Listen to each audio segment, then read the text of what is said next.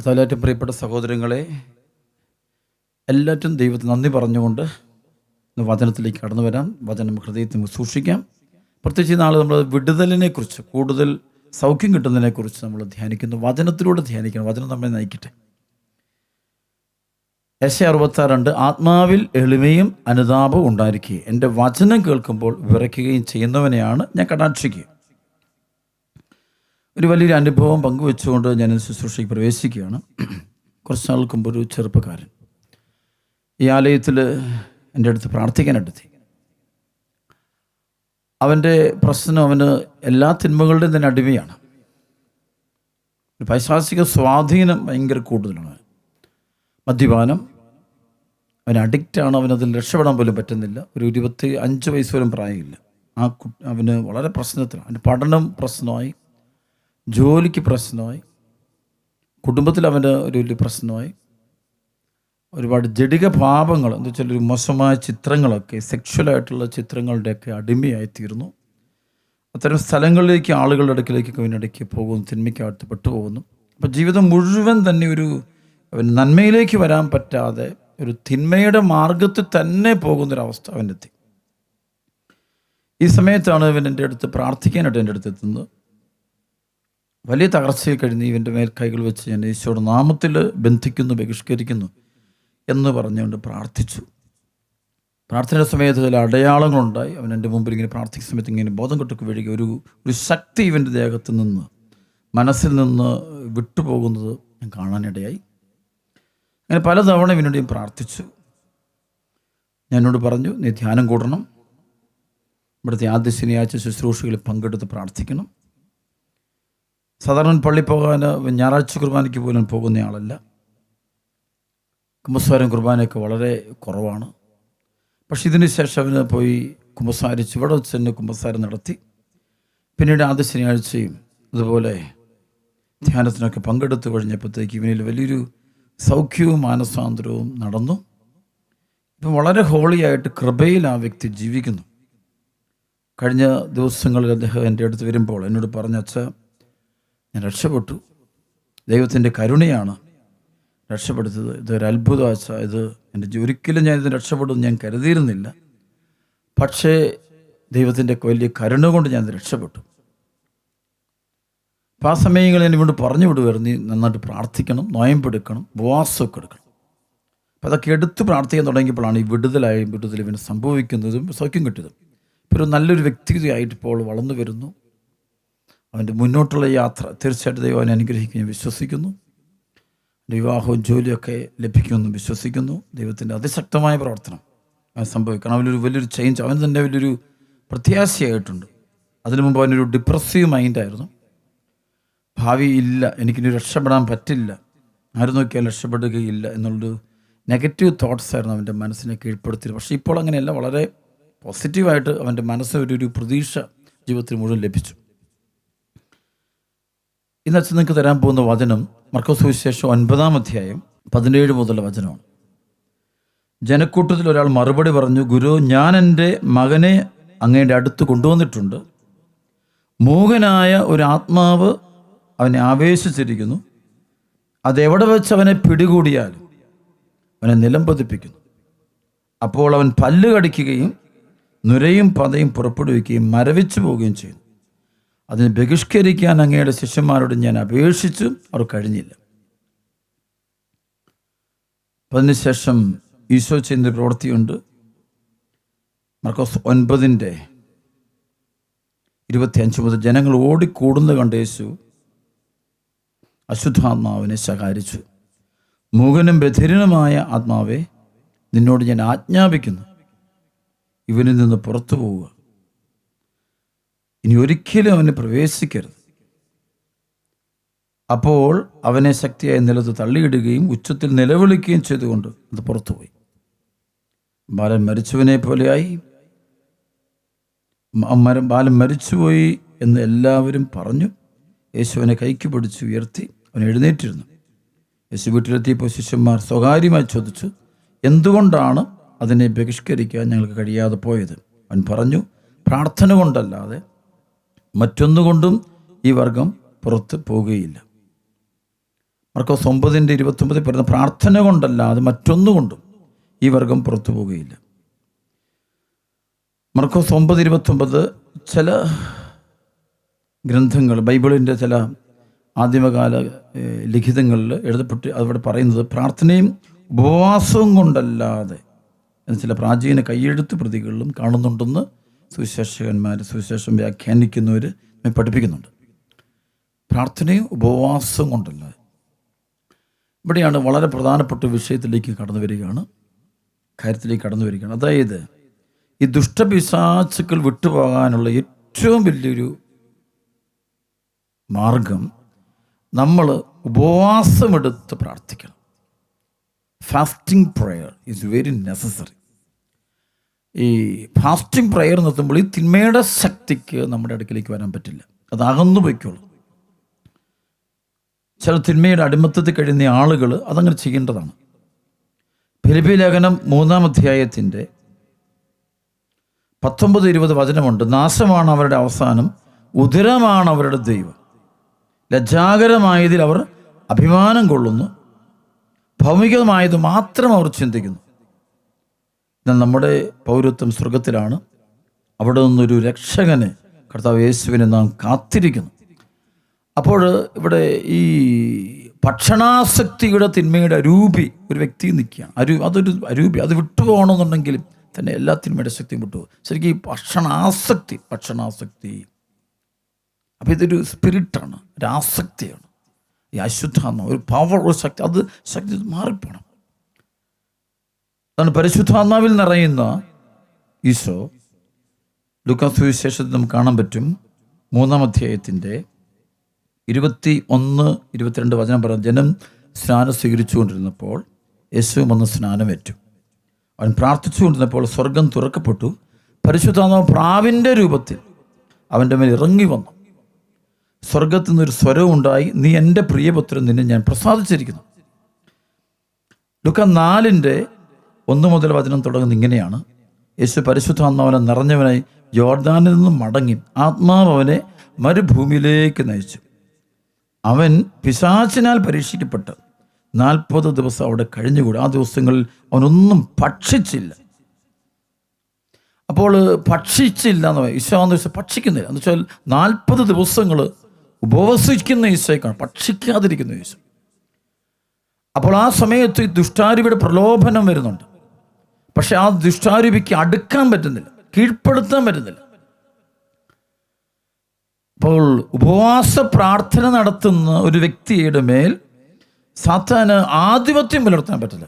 മാത്രമല്ല, ഉപവസിച്ച് പ്രാർത്ഥിക്കുന്ന ഒരു വ്യക്തിക്ക് തിന്മയുടെ ശക്തിയെ ബഹിഷ്കരിക്കാൻ പറ്റും.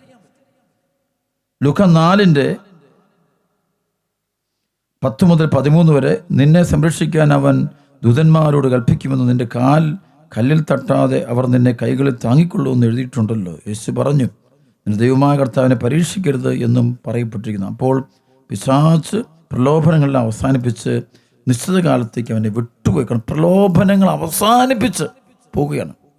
കാരണം ഉപവസിക്കുന്ന വ്യക്തി ദൈവത്തോട് കൂടിയിരിക്കുന്ന വ്യക്തി, ദൈവവുമായിട്ട് നടക്കുന്ന ഒരു കമ്മിറ്റ്മെൻ്റാണ്. അതിൻ്റെ ഫലമാണ് ദുഷ്ടാരൂപി കീഴ്പ്പെടുത്താൻ പറ്റുന്നത്. മത്തായിയുടെ സുവിശേഷത്തിൽ 4-ാം അധ്യായത്തിൻ്റെ 10-11 യേശു കൽപ്പിച്ചു, സാത്താനെ ദൂരെ പോവുക, എന്തെന്നാൽ നിന്റെ ദൈവമായ കർത്താവിനെ ആരാധിക്കണം, അവിടുത്തെ മാത്രമേ പൂജിക്കാവൂ എന്ന് എഴുതപ്പെട്ടിരിക്കുന്നു. പിശാച് അവനെ വിട്ടുപോയി. ദൈവദൂതന്മാർ അടുത്തു വന്ന് അവനെ ശുശ്രൂഷിച്ചു.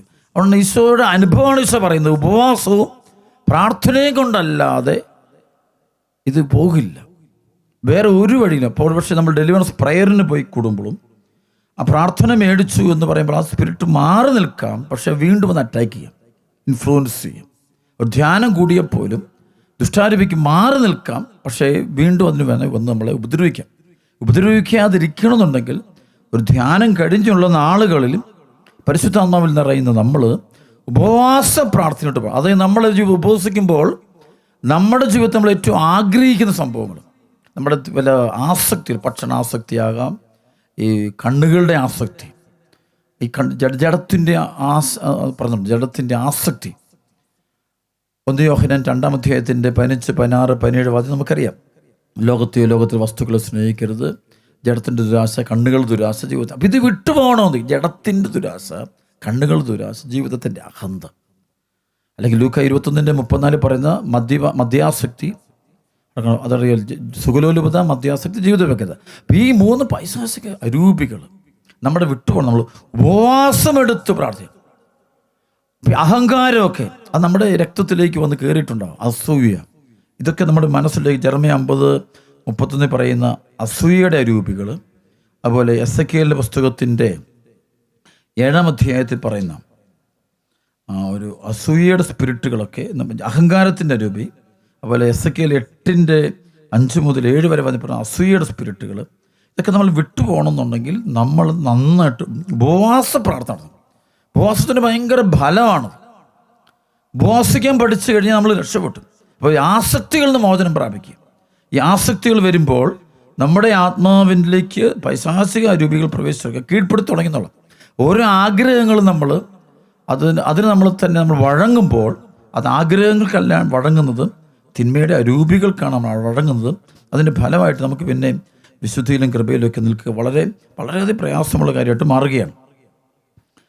ഈ റോമാലേഖനം 16-ാം അധ്യായത്തിൻ്റെ 17 മുതൽ 20 വരെയുള്ള വചനത്തിൽ പറയും, സഹോദരരെ, നിങ്ങൾ പഠിച്ച തത്വങ്ങൾക്ക് വിരുദ്ധമായി പിളർപ്പുകളും ദുർമാതൃകകളും ഉണ്ടാക്കുന്നവരെ ശ്രദ്ധിച്ചു കൊള്ളണം എന്ന് ഞാൻ നിങ്ങളോട് അപേക്ഷിക്കുന്നു.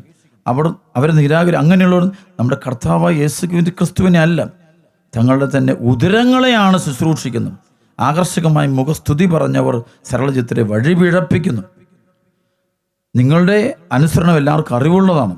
അതുകൊണ്ട് ഞാൻ നിങ്ങളെക്കുറിച്ച് സന്തോഷിക്കുന്നു. നിങ്ങൾ നല്ല കാര്യങ്ങളിൽ അറിവുള്ളവരും തിന്മയുടെ മാലിന്യമേശാത്തവരും ആയിരിക്കണമെന്ന് ഞാൻ ആഗ്രഹിക്കുന്നു. അപ്പോൾ ദുഷ്ടാരൂപികൾ മാറിപ്പോണമെങ്കിൽ നമ്മൾ ഈ തിന്മയുടെ മാലിന്യങ്ങളിൽ നിന്ന് മാറണമെന്നുണ്ടെങ്കിൽ നമ്മൾ ഉപവസിച്ച് പ്രാർത്ഥിക്കണം. നല്ല ഉപവാസ പ്രാർത്ഥന എന്നുള്ളത് വളരെയധികം പ്രധാനപ്പെട്ടൊരു കാര്യമാണ്. പൗലോസ്ലിഹയുടെ ജീവിതത്തിൽ പൗലോസ്ലിഹ നിരന്തരമായ തപസ്സും പ്രാർത്ഥനയുണ്ട്. തപസ്സും പ്രാർത്ഥനയും, പരിഹാരത്തിൻ്റെ പ്രാർത്ഥന, വിശുദ്ധിയുടെ, അതുകൊണ്ട് സഹനമെടുത്ത് പ്രാർത്ഥിക്കലാണ്. അപ്പോൾ നമ്മൾ ഉപവസിച്ച് കഴിയുമ്പോൾ നമ്മുടെ ഉള്ളിലെ ഒരുപാട് തിന്മയുടെ ശക്തികൾ, ആഗ്രഹങ്ങൾ ഒക്കെ നമ്മളെ വിട്ടുപോകുന്ന കാണാൻ പറ്റും. നമ്മളിലുള്ള അന്ധകാരം നമ്മളൊന്ന് വിട്ടുപോകുന്ന നമുക്ക് കാണാൻ പറ്റും.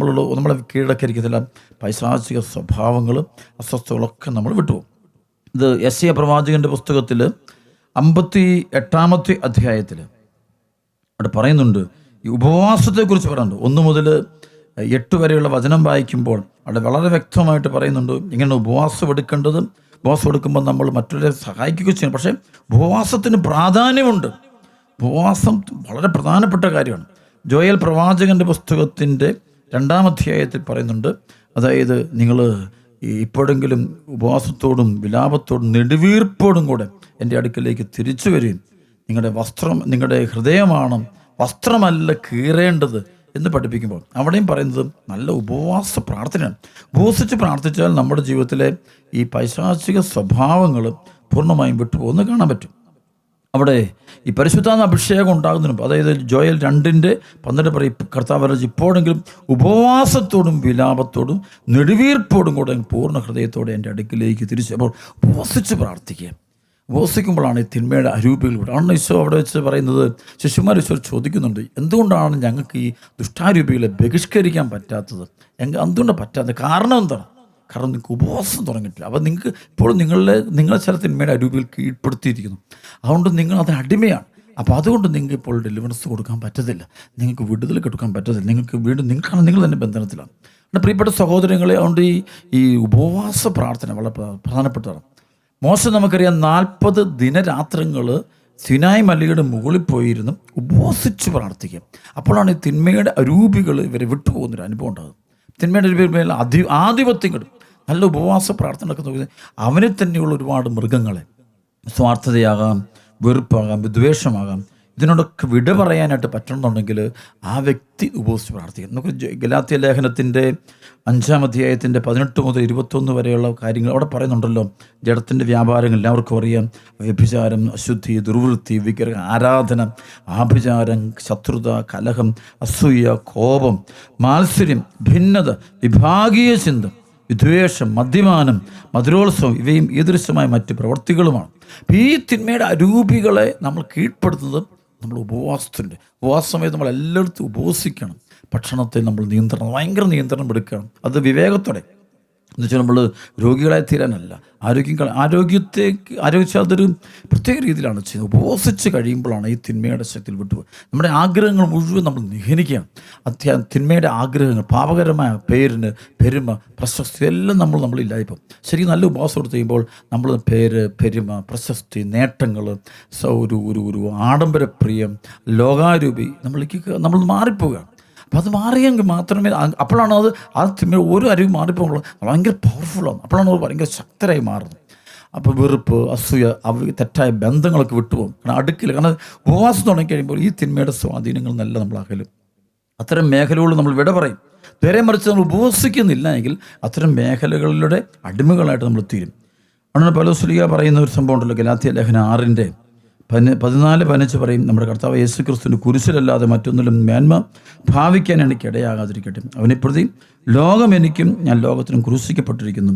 പരിച്ഛേദനക്രമം നടത്തുന്നതിലോ നടത്താതിരിക്കുന്നതിലോ കാര്യമില്ല, പുതിയ സൃഷ്ടിയാവുക എന്നതാണ് പരമപ്രധാനം. ശരിക്കും ബൂസ്റ്റ് പ്രാർത്ഥന നമുക്ക് ജ്ഞാനമൊക്കെ കിട്ടും, സ്വർഗീയമായ ജ്ഞാനം കിട്ടും, ദൈവിക ജ്ഞാനം കിട്ടും. അപ്പോൾ ഈ ഭക്ഷണാസക്തി, ഈ വസ്തുക്കളുള്ള ആസക്തി, ലോകത്തുള്ള വസ്തുക്കളുള്ള ആസക്തി, ഇതെല്ലാം നമ്മൾ ഭയങ്കരമായിട്ടും ബന്ധനത്തിൽ, അതെല്ലാം ഒരു ഈവിൾ നമ്മളെ കീഴ്പ്പെടുത്തില്ല.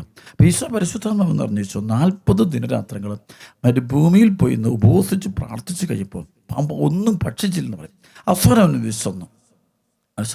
ആ വിശപ്പ് ഒരു ഭക്ഷണത്തിന് വേണ്ടിയുള്ള വിശപ്പല്ലത്. ആ വിശപ്പ് ഒരു ആത്മാക്കളെ നേടാനുള്ള വിശപ്പാണ്.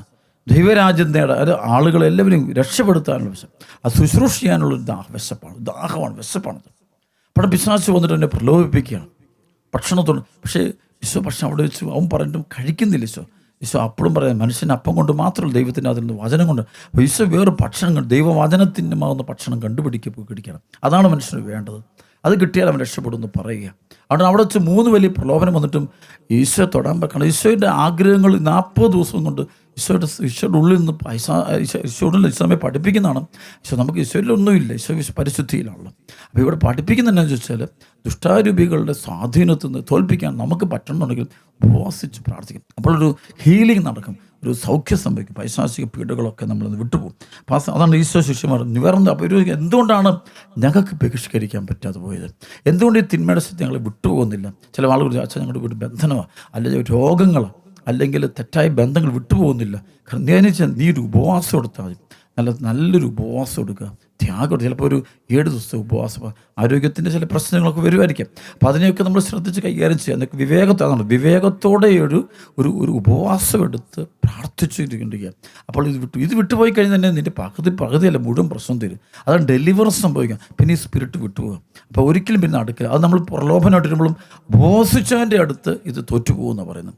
ഉപവാസ പ്രാർത്ഥന എടുക്കുന്നവൻ്റെ അടുക്കൽ ഇത് തോറ്റുപോകും. അല്ലാതെ ഉപവാസ പ്രാർത്ഥന ഇല്ലാതെ വെറുതെ നടക്കും. ഉപവാസമില്ല, പ്രാർത്ഥനയില്ല, എല്ലാ സിനിമകളും കാണും, എല്ലാ സുഖങ്ങളും ആസ്വദിക്കും, എല്ലാ ഭക്ഷണവും കഴിക്കും, എല്ലാ രീതിയിലും എല്ലാത്തിനും കൂടെ ചോദിക്കും, പ്രാർത്ഥിക്കും, പള്ളിയിൽ പോകും. അവന് ആ തിന്മയുടെ ശക്തി അപ്പോൾ ചില സാഹചര്യം മാറാൻ ഒരിക്കലും പറ്റില്ല. അതവനെ പിടിച്ച് കെട്ടും. ലോകത്തിൻ്റെ തിന്മകൾ അവനെ പിടിച്ച് ബന്ധിക്കും, തിന്മയുടെ ശക്തി ബന്ധിക്കും. അതുകൊണ്ട് ഉപവസിച്ച് പ്രാർത്ഥിക്കുക. അതുകൊണ്ട് ഈശോ വളരെ ഗൗരവമാണ്. അതുകൊണ്ട് ഈ നമ്മുടെ ഉള്ളിലുള്ള ആ ബന്ധനങ്ങൾ, വെറുപ്പാകാം, അസൂയ, അലസതയാകാം, സ്വാർത്ഥ്യം, ആത്മാർത്ഥത്തിൽ കള്ളത്തരം പറഞ്ഞ സ്വഭാവം, ഇതൊക്കെ മാറിപ്പോണെങ്കിൽ ഉപവസിച്ച് പ്രാർത്ഥിക്കുക. അതുകൊണ്ട് ഡെലിവറി ശുശ്രൂഷയുടെ മേഖലയെക്കുറിച്ച് നമ്മൾ ധ്യാനിക്കുമ്പോൾ നമ്മൾ പഠിക്കേണ്ടതും നമ്മൾ ആയിത്തീരേണ്ടതുമായ വലിയൊരു രഹസ്യമാണ് ഉപവസിച്ചുള്ള പ്രാർത്ഥന. അതുകൊണ്ട് ധനവാൻ ദൈവരാജ്യത്തിൽ പ്രവേശിക്കുക ദുഷ്കരമെന്ന് പറയാൻ കാരണം, ധനമോഹം നിൽക്കുക, സ്പിരിറ്റ് നിൽക്കുമ്പോൾ ആ സ്പിരിറ്റ് വ്യക്തിക്ക് ദൈവരാജ്യ അനുഭവം, പരിശുദ്ധാത്മാവിൻ്റെ ആ അനുഭവം ആ വ്യക്തിക്ക് നേടിയെടുക്കാൻ പറ്റത്തില്ല. അതാണ് വചനത്തിൻ്റെ പ്രത്യേകത. വചനം പഠിപ്പിക്കുക. അതാണ് ഈ മർക്കോസ് സുവിശേഷത്തിൻ്റെ 10-ാം അധ്യായത്തിൽ 21-22 യേശു സ്നേഹവും അവനെ കടാക്ഷിച്ചുകൊണ്ട് പറഞ്ഞു, നിനക്ക് ഒരു കുറവുണ്ട്, പോയി നിനക്കുള്ളതെല്ലാം വിറ്റ് ദരിദ്രർക്ക് കൊടുക്കുക, അപ്പോൾ സ്വർഗത്തിൽ നിനക്ക് നിക്ഷേപം ഉണ്ടാകും, പിന്നെ വന്ന് എന്നെ അനുഗമിക്കുക. അപ്പോൾ ഉപവസിക്കാൻ തയ്യാറല്ല. ലോകത്തിൻ്റെ സുഖങ്ങൾ ഉപേക്ഷിക്കാൻ ധനവാൻ തയ്യാറല്ല. സുഖങ്ങൾ ഉപേക്ഷിക്കുക. അതുകൊണ്ട് അവന് ദൈവരാജ്യ അനുഭവം ഉണ്ടാകത്തില്ല. അപ്പം ഇന്ന് അകന്നാൽ മാത്രമേ നമുക്കിതിൻ്റെ ദൈവ അനുഭവം നമുക്ക് സ്വന്തമാക്കാനും ഈശോയുടെ പിന്നാലെ പോകാനും പറ്റുള്ളൂ. ലോകത്തോട് കൂടുതൽ അടുത്ത് നിൽക്കും തോറും നമുക്ക് ആ കൃപ നമുക്ക് ചോർന്നു പോയിക്കൊണ്ടിരിക്കും. അതുകൊണ്ട് ഇവിടെ ഈശോ ശിഷ്യന്മാരോട് പറയുകയാണ്, ശിഷ്യന്മാരെ പഠിപ്പിക്കുന്ന കാര്യമാണ്. അതായത് വീട്ടിലെത്തിയപ്പോൾ ശിഷ്യന്മാർ സ്വകാര്യമായി ഈശോയോട് ചോദിച്ചു, എന്തുകൊണ്ടാണ് അതിനെ ബഹിഷ്കരിക്കാൻ ഞങ്ങൾക്ക് കഴിയാതെ പോയത്. അവൻ പറഞ്ഞു, പ്രാർത്ഥന കൊണ്ടല്ലാതെ.